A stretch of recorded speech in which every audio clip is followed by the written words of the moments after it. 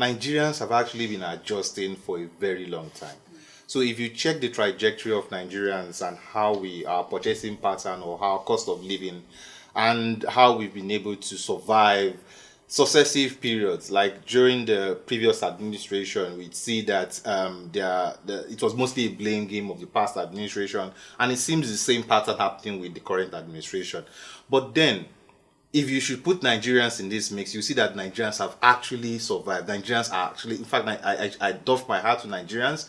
We are rugged, we are tough, and we are still surviving. We are still finding a way to survive. Because if you look at cost of living crisis with regards to, for example, bread alone, in terms of comparing, and this is for National Bureau of Statistics information, that the cost of bread has gone up to 120%. So it's even more than doubled what's actual price. But you see Nigerians are still buying bread. Pure water, that it's something that people actually purchase a lot. With successive increase in this price, Nigerians are still buying it. Rice, the same thing. Beans, the same thing. With the subsidy gone, with the challenges around fuel, around movement of goods and services, it has direct impact on inflation and food rates in Nigeria. But Nigerians are still surviving. So if there's anything, telling Nigerians to survive more is like you are slapping them in the face, because it's what they are doing or what we are doing very, very well. But then we cannot continue this way. We cannot continue this way expecting Nigerians to keep surviving.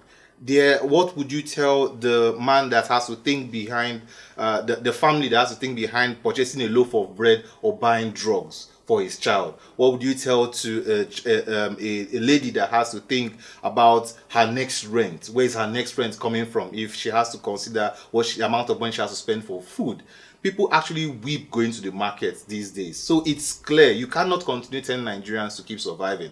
It behoves on the government. That is why they are elected. That is why we are supporting them. And that's why we expect those changes. So on the government side, with regards to policy put in place, yes, the rhetoric is that there's been a lot of things put in place. Rome was not built in a day. But Nigerians have heard these stories over and over again.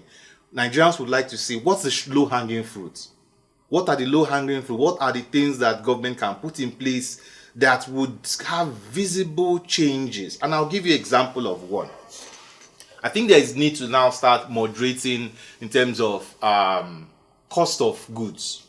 And let us start with that, because if we try to tie the cost of goods with regards to market prices and then people's purchasing power, you see that there's a lot of disconnect there. So let us now start finding, okay, if it actually costs this X amount to move goods from Benue to maybe Anambra, what should actually be the calculation in terms of how much that should be, and not everyone trying to add prices the way they want. That's one thing. Another aspect is also on government side, there is important need for cutting the cost of governance. We cannot continue singing this a lot. And a lot of civil society organizations like Code have been talking about it. The cost of governance is too much in Nigeria. So while you are asking Nigerians to to survive this period, to be able to keep smiling in the face of adversity, there is also need for government on its own side to show that there's cut in cost of governance.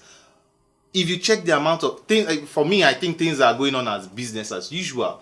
But then there's need to show Nigerians that commitment with regards to say, I'm cutting down maybe a number of cars I use. I'm cutting down. Oh, what stops Nigerian government? I'm not going to pinpoint anyone particular. Say, okay, yes, because of this, I'm going to stop my salary. I'm going to stop my allowance for the next so months, and I'll donate it to so area of the sector of the economy, or I'll donate it to this area.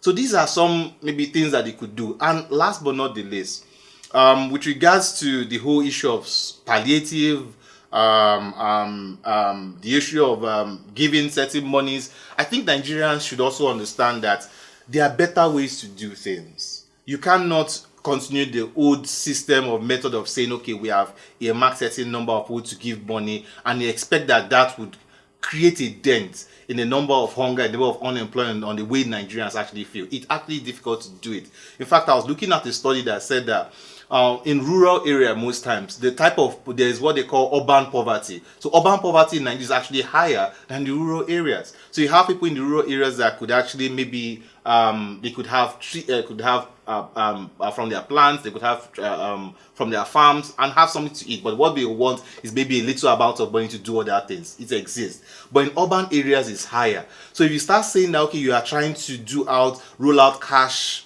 systems or palliative systems that try to capture those in different areas, it's not feasible. We cannot continue doing things this way. Rather, look for strategic, low-hanging fruit, immediate plans that you could do to create jobs. Because if you give someone maybe a loaf of bread, or you give him 10,000 naira today, what will happen tomorrow? What will happen next tomorrow? So then there is that need to start looking around the perspective of having strategies and plans put in place to create more employment. So it's not about giving that man 10,000 naira, but instead it's actually creating an enabling environment for him to be able to make 15,000 naira, or even if it's 8,000 naira on his own.